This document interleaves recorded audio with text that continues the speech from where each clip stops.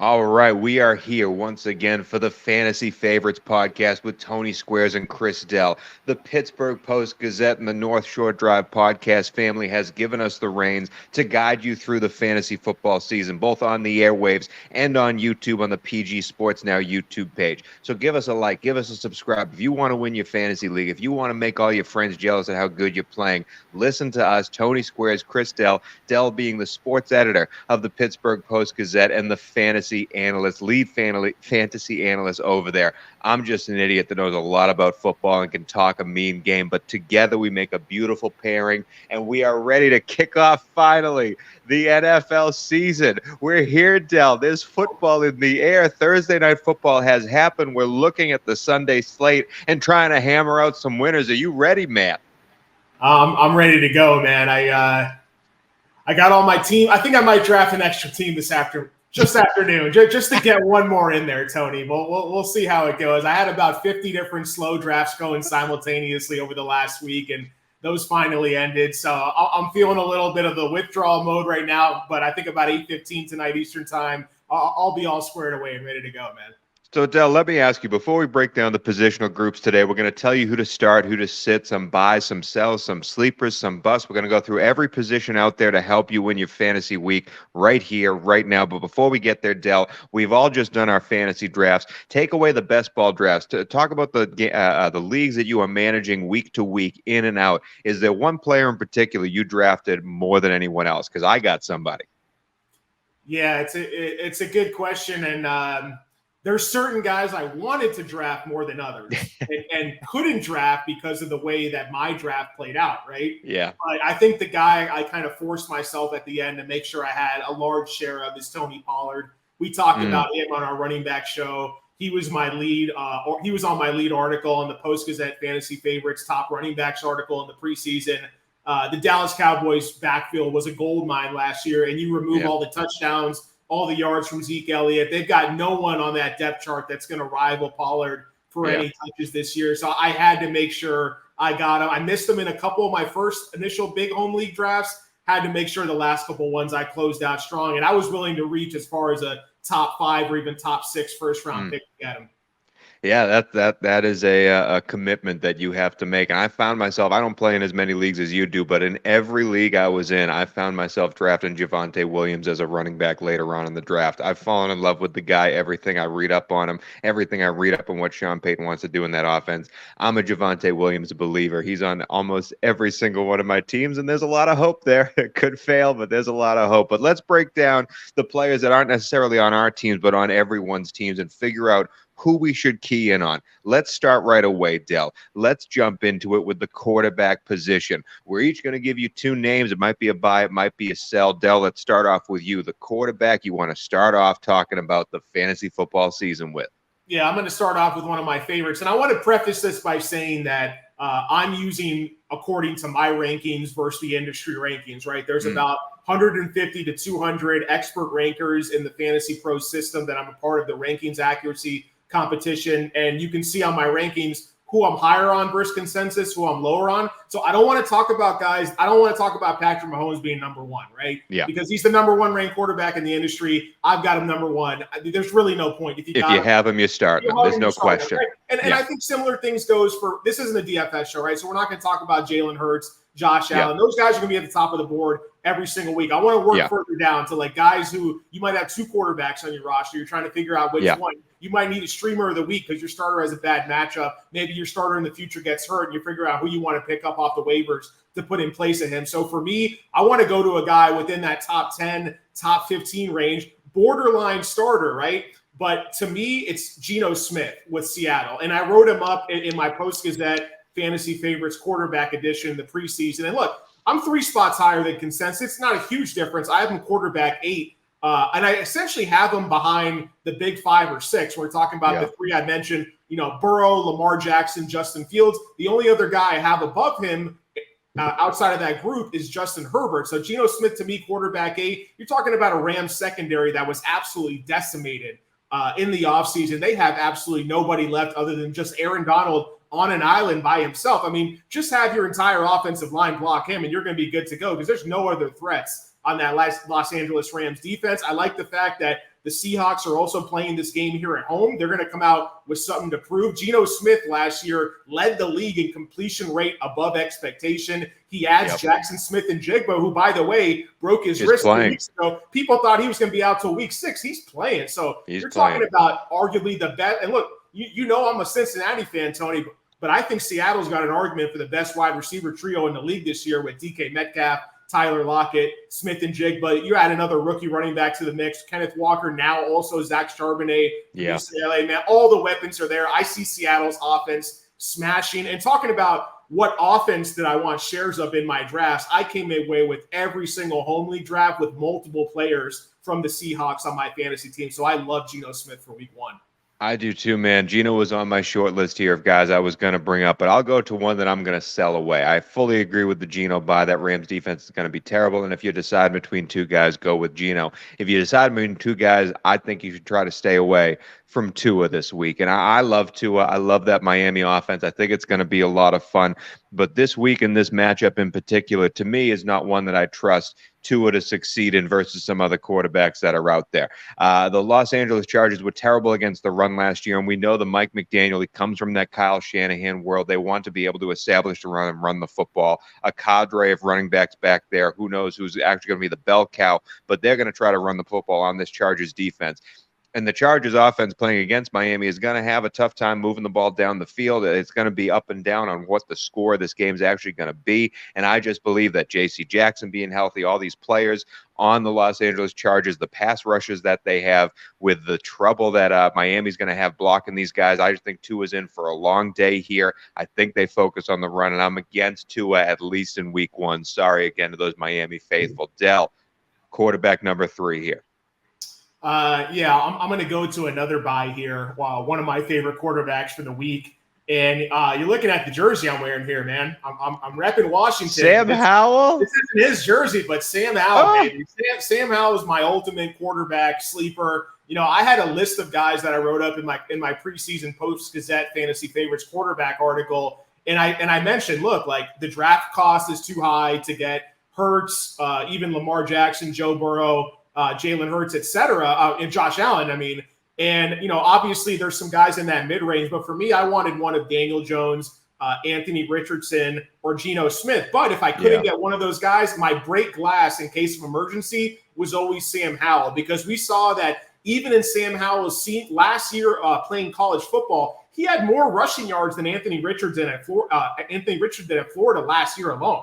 This guy can run the ball. We saw in his lone start at the end of last year, 5 carries, 35 yards, and a rushing touchdown. Now he's got some decent weapons around him. Terry McLaurin's another guy we thought was going to be missing multiple weeks out of the gates. He's practicing this week. There's a good chance Terry McLaurin plays. Jahan Dotson's due for a second-year wide receiver breakout season. You add some talented running backs into the mix with Brian Robinson, my guy Antonio Gibson there. So for me, well, let's talk about the main reason is this Arizona Cardinals defense and this team in general. If you've seen the clips from Jonathan Gannon's speeches on Twitter, on X, it looks like a spoof video. It looks like it's not even real. It's like the Borat of NFL coaching. It's like Tim Robinson. I think he should leave. Does NFL? And my only concern is I probably would have Sam Howell higher, but I'm like, what if the Commanders are up 30-0 in the third quarter and they just don't need to throw the ball anymore? Because that's how bad this Arizona team can be. But I believe week 1, you're going to be as competitive as you're going to be for a possible tanking team like Arizona. So I've got Sam Howell as my quarterback 15, 4 spots above consensus. If you're looking at between him, I got Sam Howell over Kirk Cousins. I have Howell over Brock Purdy. I have Howell over Deshaun Watson, Russell Wilson. So I like Sam Howell a decent amount this week. I'd be more than comfortable with him as my week 1 quarterback, 1 starter in fantasy. That's a lot of love for Sam Howell. That is a lot of love for a man known as Sam Howell. I'm going to go with a guy that I'm not a huge fan of this season, and I'm not a huge fan of this team, but he's just a stud, and he's continuously put up big numbers. And I know his coach came out of the gates and said, we want to run the ball more. We don't want to focus on the pass. We want to be able to control the ball and do all these other things and blah, blah, blah. Dak Prescott is an absolute G. And I think he's going to come in New York. And this Wink Martindale defense that New York likes to run, I know they have Isaiah Simmons. I know they have all these new pieces that they're going to just rush the quarterback. They blitz more than anyone in the world. And last year, both Cowboys quarterbacks, Dak Prescott especially, were top 5 in the league in expected points per attempt when facing pressure and facing the blitz. This team just knows how to beat it. They have players to beat it. They know where the dump offs are. Your boy Tony Pollard out there catching little screen passes, taking him to the house, a lovely set of tight ends that they can dump the ball off to, and of course, CeeDee Lamb, Brandon Cooks, and all those players. If Wink Martindale blitzes, which he will, this is not an if, this is what he does. If Wink Martindale blitzes, Dak Prescott will be able to take advantage of that. I think Dallas scores a lot of points here, and I know drafting Dak, you're not happy. You missed out on some of the top 8 studs. You're now deciding between Dak and a guy like Daniel Jones or whoever, and you're like, man, fantasy's already taken off a rocky start. Don't worry. Dak's going to finish as a top 5 quarterback this week. I'm all in on Dak against the Giants. But, Del, to close out our quarterback talk of this week, we do have the first ever of the 2023 season fantasy favorite debut of the bust of the week. Who is it, Del? It's a quarterback. I'm worried. Did I draft this guy? Who's the bust of the week?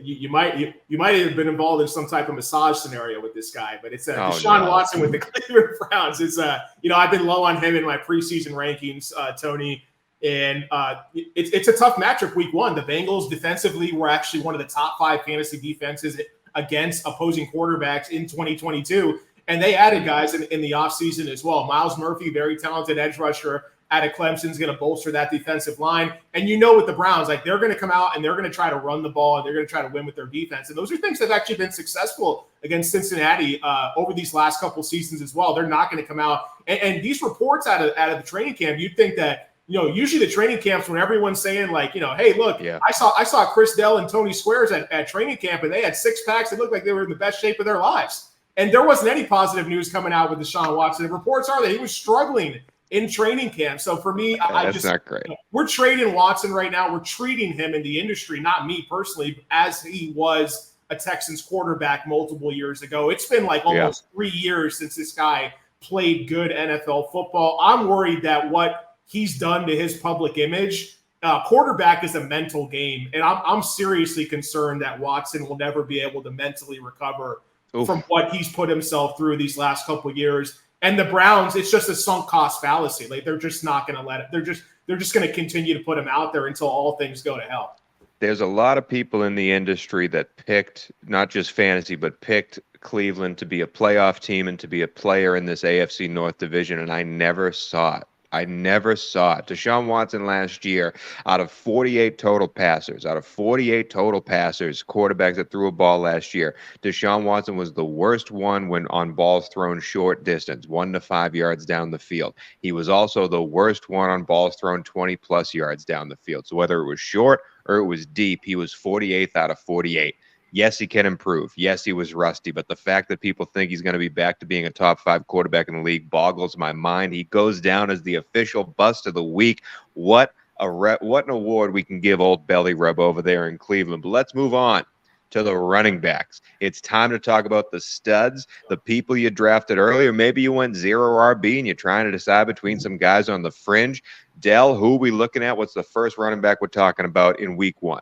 Yeah, well, I want to preface this by saying that this show is going to come out probably Friday. But I do love if this guy played Sunday against the Chiefs, I would be absolutely all over this show on David Montgomery. So I'm just going to put that out there now for tonight.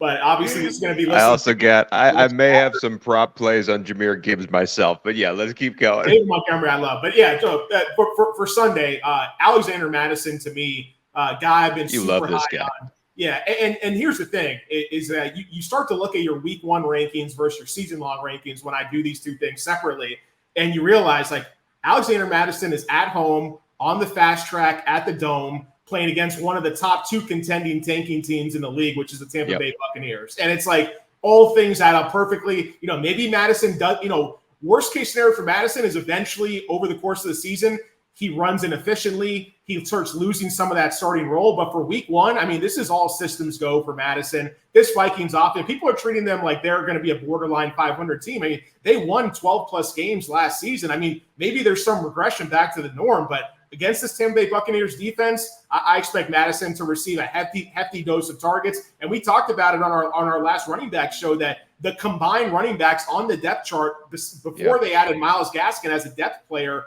was like 17 total career touches. They cut the rookie Dwayne McBride 7th-round pick. There's absolutely no one besides Ty Chandler who only has about 10, 12 career touches to his name. So I love Madison at home week 1 against this putrid Tampa Bay Buccaneers defense. I'm going to give the great use of the word putrid. I'm going to give both of my running backs together here because they're both playing in the same game on different teams. Because this is an old school NFL football game. This is a team that both of these offenses are trying to decide who they are and figure out and play it safe. They might have some new pieces. They might have some fresh faces over there, but they're both trying to win this game, pivotal game. It's a divisional game, and they're trying to be successful and take the pressure off of their quarterbacks who are very young, inexperienced, and we don't know yet if they're very good or not at passing the football. And it is in Chicago and with the Green Bay Packers coming into town. Old school NFC North football. I think Aaron Jones has a huge day against this Chicago defense. I think he touches the ball at least 25 times, whether it's running or in the passing game. He is going to be Jordan Love's safety valve, much like he was Aaron Rodgers' safety valve, because he may be old, he may be long in the tooth, but there is almost no one better in the NFL at turning a pass in the flat into a 15-yard gain and out of bounds and keep those chains moving. I think Aaron Jones is going to be a huge facet in this offense. Against the Chicago Bears offense, that was god-awful against the run last year, but wasn't that bad at the end of the year against the pass.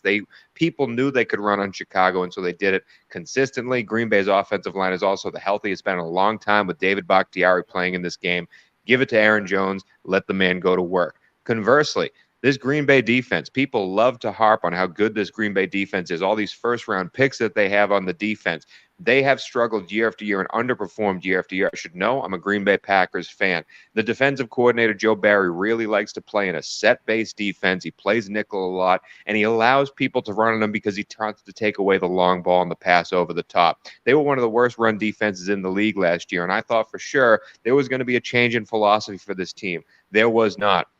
They did not bring any big guys to sit in the middle of the field other than Kenny Clark to help stop this run. They did not take any linebackers to help stop this run. They're going to still see the problems that they saw that they did last year. And who was the best running team in the world last year? The Chicago Bears, maybe the Atlanta Falcons. Chicago is a close second. Yes, Justin Fields did a lot of that power, but Khalil Herbert is the starter here. He's going to get the ball a lot. I'm not afraid of Donta Foreman taking red zone touches. I'm not afraid of the rookie in week 1 at least. I think Khalil Herbert's going to be the bell cow, at least for this start.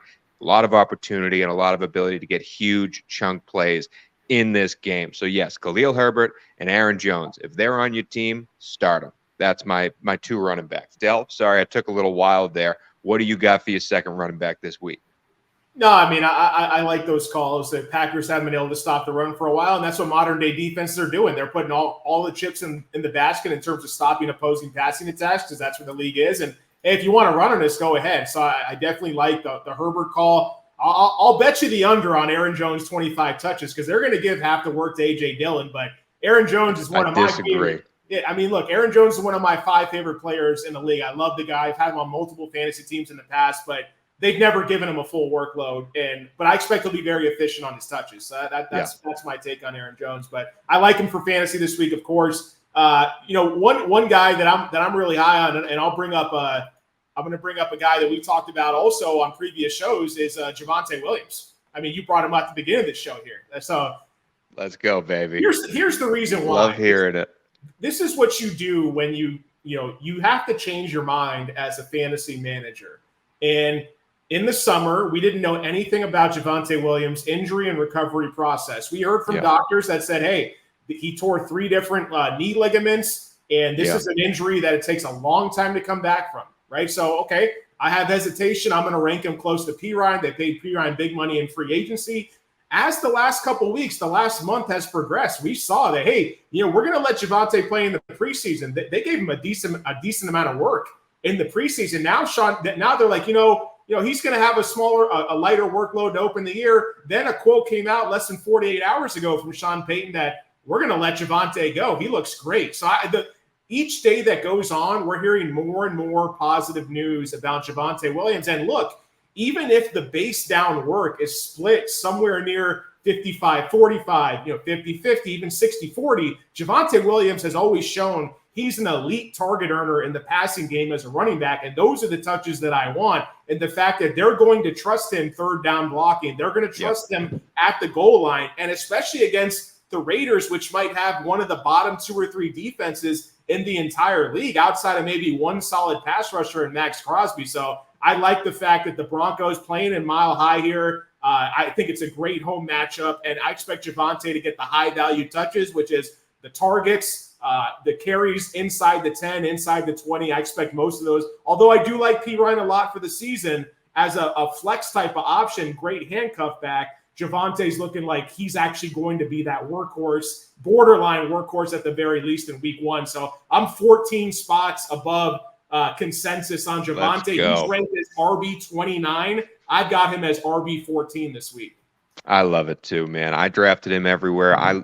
I do think the Samaje Perine signing in Denver helps Javonte more than it hurts Javonte, because he cannot, with that knee, be asked to do the bell cow work. He needs to split carries, and that's okay. You can still split carries and be a successful fantasy running back in this league. I'm all for it, my friend. Let's go, Javonte. But that was your RB29 in the rankings that you put RB14, but that's not where we're ending. In the digging that we're doing, in the breakout searches that we're doing, Del. No. We are breaking out the first ever sleeper of the week, and it's a running back. Del, premiere this segment. Who is the sleeper that we're going to gift this award to? Who is it? Yeah, so, what is a sleeper, right? Like, let's call a sleeper someone who's not going to be typically ranked high enough to crack your top 2 running back spots, your top 3 receiver spots, right? So I'm going to look to guys ranked outside the top 24 running backs. If we're talking about a sleeper at quarterback or tight end in the future, it'll be someone ranked outside the top 12, wide receiver ranked outside the top 36. For me, running back wise, a guy I like almost just as much as I do talking about Javonte is actually my guy DeAndre Swift in Philly. And there's a lot of talk about the Eagles listing. The Eagles depth chart literally lists all 4 running backs on the first team. So it's kind of funny, but all the beat reporters out of Philly have talked about that Swift is far and away the most talented back on the team, right? And you don't hear that type of talk when you got these guys every single day talking to the coaches, talking to the players, watching these practices. And the fact is, in this offense, in this Philly offense, in a matchup with a spread as big as the Eagles being favored over New England right now, you don't need to have 20-plus touches to be a top 10 running back in this offense. Efficiency is going to be king. We know Swift is one of the best explosive runners in the league, whether it's through the passing game or the rushing game here. And I believe that multiple Eagles running backs will crack the top 20 this week, in addition to the main receivers, A.J. Brown, Devontae Smith, and Jalen Hurts. So I think a lot of points are due. I don't trust this Patriots offense, especially not against the run. They have some decent players in the secondary here. I think Philly runs all over them in this matchup. So I've got DeAndre Swift right now ranked as my RB25. Consensus, he's ranked as the RB34 right now in half PPR scoring. Let's go. That's the sleeper of the week. I'm excited for it. I would be a little, obviously I believe in DeAndre Swift, and I believe the beat reporters are saying I did not really go after any Philly running back because I don't know who the answer is. And I'd be worried to get the wrong guy that sits the bench and plays special teams. It could be Kenneth Gainwell for all we know, but it absolutely could be Swift. And you're right. They're going to be able to run all over New England, but that's it for the running backs. And that's it for the first half of this week 1 breakdown of the fantasy favorites. We are again a member of the Pittsburgh Post-Gazette podcast family, the North Shore Drive podcast family. And we are also on the YouTube channel of PG Sports. Now, give us a like, give us a subscribe, help us grow. Don't tell your friends, though. Maybe tell your friends that we're a good podcast. Don't tell them you're listening to them and getting all your insight, because we're helping you win your league. But if you want even more insight on the Steelers, on the Penguins, on anything else Pittsburgh sports related, go follow PG Sports now. Go subscribe to the Pittsburgh Post-Gazette to get the best insider info on the teams that you love. We're here talking about the whole NFL. They're diving in deep to the Pittsburgh sports and talking about the Steelers team that I have going to the playoffs. I don't know about you guys. We're not talking about Najee Harris today, though, because we already got hate mail for our take on Najee Harris in an earlier episode. That's enough of the running backs talk. Chris, let's dive into the wide receivers. These are the guys the position that is growing in the fantasy community. We are seeing wide receivers drafted earlier and earlier because these guys are consistent money makers. A lot of the studs are out there. We're not going to be telling you, as we said earlier, to start Justin Jefferson because that's an automatic. Instead, we're going to focus on the fringes here and try to get guys that can help you catch up on the points. Who's the first wide receiver we want to talk about today, Christopher?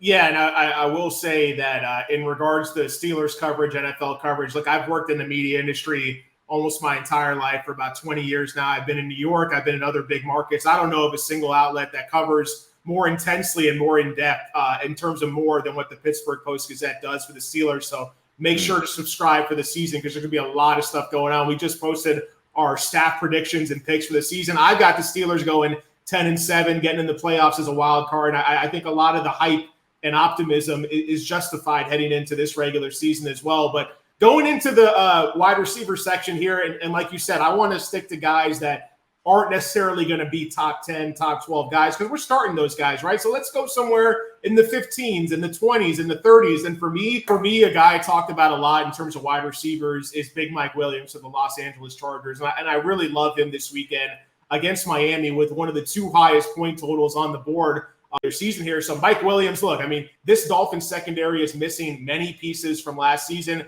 They're not what they used to be when they had the top two dogs in terms of Xavier Howard back there and other guys as well. So I think Mike Williams, the guy who's going to be used extensively on all levels of the field. Reports out of training camp are he's going to be playing a lot of the slot. And we saw with his size running those slot routes in weeks 1 to 4 last year, he was a top 10 wide receiver in fantasy points per game. He's past the nagging back injury that kept him in and out of lineups the second half of last year. And look, I don't know if his health's going to hold up for the whole season because that's something he has struggled with. But in this offense at home with the new coordinator in Kellen Moore, he's going to use the weapons at his disposal. And right now, his biggest, most athletic and explosive weapon in this offense is Big Mike Williams. I've got him ranked as my wide receiver 19, 6 spots ahead of consensus at wide receiver, where they have him at wide receiver 25 right now for week 1.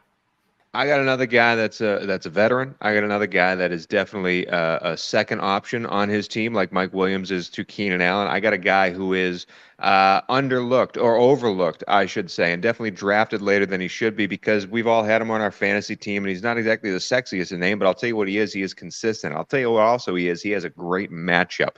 Dell already talked about his quarterback. We're going with Tyler Lockett of the Seattle Seahawks. Listen, the Los Angeles Rams. I had Geno Smith on my short list as well as quarterbacks because the Los Angeles Rams, Aaron Donald was the highest paid player on the defensive side of the football in the NFL until Nick Bosa's recent contract. And yet still the Los Angeles Rams have the 32nd worst payroll for defense in the entire NFL. Highest paid player, lowest amount of payment on the entire roster. Their two safeties are playing in this game. Their two starting safeties are a 6th-round pick from 2022 and a 7th-round pick from 2022. This is going to be an absolute destruction of defensive capability. I think Kenneth Walker might have a tough day because the defensive line is still a little bit stout in Los Angeles. I just think those people on the outside are going to die when it comes to covering DK Metcalf and Tyler Lockett. And DK, you're starting automatically if you have him. Tyler Lockett, you should join that group. I think he has a huge day. I think everyone in a Seahawk uniform has a huge day, but Lockett to me is someone that I can trust. He's been consistent in the past. He loves the deep ball. He loves to protect himself. I think he's going to get a lot of looks, and I think he's going to be a safety valve for Geno. I love Tyler Lockett in this game. Dell, your second wide receiver. Yeah, I'm going to cheat a little bit here, Tony. I'm going to go to a double doozy here, and it's both Ravens wide receivers, right? You know I've been super high on Zay Flowers all season. I've got him ranked 11 spots ahead of consensus at wide receiver 30. I think if you're in a league that starts three wide receivers, Zay Flowers could easily be your 3rd wide receiver this week or very solid high upside flex options. All the reports, even out of OBJ's own mouth, showing that Zay Flowers is going to be the wide receiver to own in fantasy this year. But let's talk about another guy. I've got 1 spot ranked behind Zay Flowers, 20 spots ahead of consensus. It's not OBJ. It's Rashad Bateman. He's practicing full all this week. And let's not forget 2 seasons ago in his rookie campaign, he was flashing as a potential year 2, year 3 breakout receiver. I love the athletic measurables with Rashad Bateman. If he's fully healthy in this air raid Todd Monken offense, and Mark Andrews is still dealing with a little bit of a groin injury that was undisclosed this last month in training camp, Zay Flowers and Rashad Bateman could end up leading the team in targets here in week 1 against a secondary or defense in general that I have no fear of in terms of the Houston Texans this week. So I think they come out, they put that full passing attack on display. Lamar Jackson's first game back. He's going to be gunning for another MVP this year. They're going to put up a ton of points in this week 1 matchup. I love Zay Flowers, Bateman, wide receiver 3, flex. Start him with confidence for week 1. I kind of like Baltimore, the offense in total, to be the highest scoring offense this weekend. And I do think Houston's a better team than they were, but this week 1's going to be tough for them. I love any Baltimore player. This next wide receiver I'm going to give you, Dell, this is ugly, man. This is just, it's disgusting. It makes me feel sick to say this. I am going to say it fast so I don't get sick. Second wide receiver I'm giving you is Mike Evans. Listen, I don't like Baker Mayfield whatsoever. I don't like Todd Bowles and the coaching staff that Tampa Bay has whatsoever. I don't like the fact that Ryan Jensen retired because his knee is just absolutely destroyed. I don't like any piece of this Tampa Bay team, but I'll tell you what I do like. How crappy the Minnesota Vikings defense has been over the past 2 years. And I know they made improvements. I know they added pieces. I know they have new cornerbacks and new players. I also know that this offense in Minnesota is going to score 9 million points on Tampa Bay, and Tampa Bay is going to have to do something to keep up with it. Baker, for as much as we make fun of him, for as much as we think he's a bad quarterback, he is not a bad quarterback when it comes to throwing the ball deep. Mike Evans is one of the best contested catch guys in the league still at his advanced age. He's wanting a contract right now that obviously did not happen, so he's looking to become a free agent, maybe trade bait. This is Mike Evans in a contract year trying to get one more bag for his family. And I do think against Minnesota on the fast track, as Dell has already said about Alexander Mattison, Mike Evans is going to be the guy that keeps Tampa Bay within a reach of this game, at least early, and getting those bombs thrown to him over and over again. It's a disgusting start. It's an awful start. If you're starting Mike Evans, you feel so bad about your team, but I guarantee you, he's going to get him there. I love Mike Evans this week against Minnesota. That's my final wide receiver I'm giving out. Dell, this is an interesting part of the show. This is one that I think is going to help fantasy owners throughout the season, not just in week 1, but this has helped roster building. You've drafted your team. You've made your selections. You got guys here. You got guys there. Maybe some holes on the rosters. Maybe we don't know. People are going to get injured. People are going to sit when you thought they would start and vice versa. But right now is when you need to start focusing on the guys that are available to everyone, the guys that are out there in the free agency pool, the guys that you want to find and stash on your team for future use. And we're talking stashes, guys that we believe are going to be around 25% of leagues in the world are going to have these guys, or I should say 75% of the world is going to have these guys available to them. So Dell, your stash of the week is at the wide receiver position. Who is that man? Yeah, this is a guy I would consider even starting in a deep league this weekend. And it's one of your guys, Tony. It's the rookie wide receiver, Jayden Reed. And right now, we have multiple reports that both Christian Watson and Romeo Doubs are in danger of missing week 1. I think it's likely that Doubs doesn't play. They're going to try to get Watson right. But that just goes to show the top 2 receivers might be out or severely limited. Then you add to the fact that the tight end both tight ends are atop the depth chart are both rookies, and Luke Musgrave and Tucker Kraft. And you've got the inexperienced Jordan Love there. So Jayden Reed's a guy who profiled very well coming out of college, had a very young breakout age in terms of when he started producing at a high level in college. So I really like the measurables on him.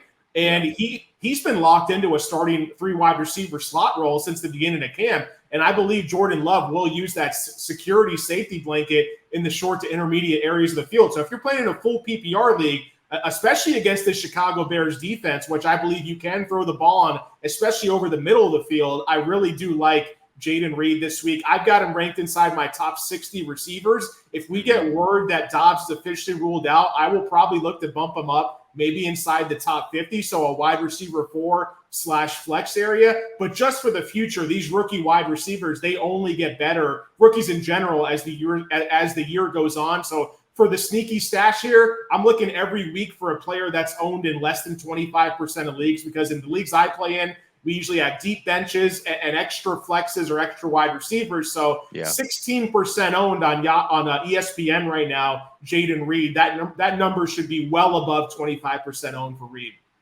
I love it. I love it. I love that it's my guy. We're finally showing Green Bay some love. And man, if Jordan Love has to start his first game without Christian Watson and Romeo Doubs in Chicago, it's going to be a long day for me, Dell. It's going to be a long day. Let's move on to the tight end position. This is the position that's probably the most hated in all of fantasy football, but you still got to start a guy there. And we just got word Kelsey bone bruise is a bone bruise. We don't know what it's going to be. He may have played in the Thursday game. We're recording before that, but we don't know what his future holds. And that king of tight ends crown could be anyone's to have.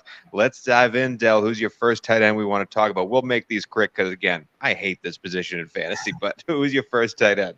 Yeah, well, I'm going to talk about one guy that actually didn't draft much of, but when you look at the week 1 rankings, you're like, man, like, why didn't I get at least one share of him other than a couple best ball drafts? And that's actually Gerald Everett in Los Angeles. That was my guy. Yeah, Tony, I think I'm coming around too late at this point.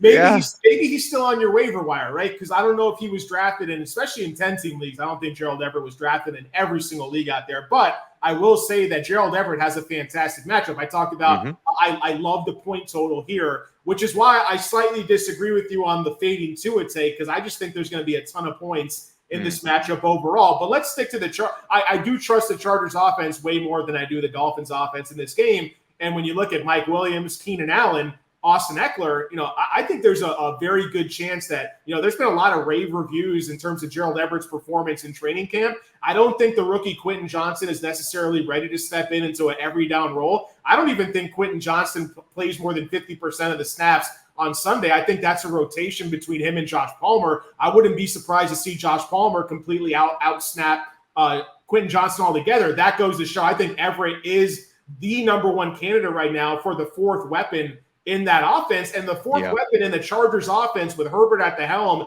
and Kellen Moore calling plays with a 51-point total, that's not a bad fourth option to be. So I've got Gerald Everett ranked as my tight end 9. Consensus right now has him ranked as tight end 16. So there's not many people I would start. If you've got one of the top 5 or 6 guys, you probably don't have a second tight end on your roster. But if you're making a decision between 2 guys, I would pick Everett more often than not there.